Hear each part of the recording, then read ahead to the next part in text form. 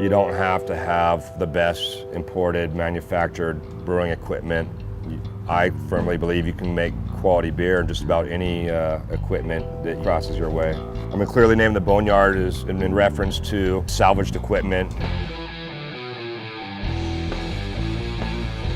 I showed up in Bend in 1988, snowboard bum. A guy I was snowboarding with worked in the kitchen at Deschutes Brewery. When a job became available in the kitchen over there at the pub downtown, I got a job as a dishwasher. And before long, I switched departments, became a keg washer at Deschutes, so that was about '89. So I was with Deschutes till 2002, from about 2,000 barrels all the way up to 140 or so thousand barrels, so that was quite a ride. But that came to an end, and then that's really where the mechanical engineering side of my career came into play.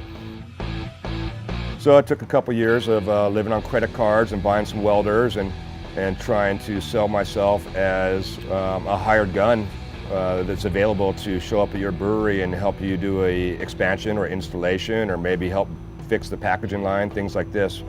During those years, I made a lot of friends and contacts throughout the country that had successful breweries that they were growing rapidly and either outgrew some of their equipment on site, or the equipment was just broken or what have you. We really had no other way to manifest this project than getting equipment that was out back of someone's brewery that they no longer needed, and you could buy it for pennies on the dollar. I started to trade my labor for one piece of equipment or two pieces of equipment and ship it back to Oregon from wherever it was located in the country and put it in my garage.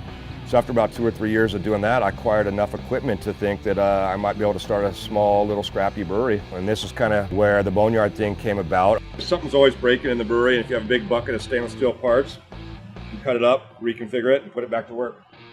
We used to have like 5 or 6 brands like most breweries, but as the company grew, it became more difficult to keep that wide family of brands. We had to narrow down the spectrum or focus on, we pretty much only produce 3 beers now instead of 5 or 6. We short the market continuously. It's easier to short the market with 3 brands than 6 brands. So we got stuck in a rut doing that for a while, but we're kind of pulling back on that viewpoint.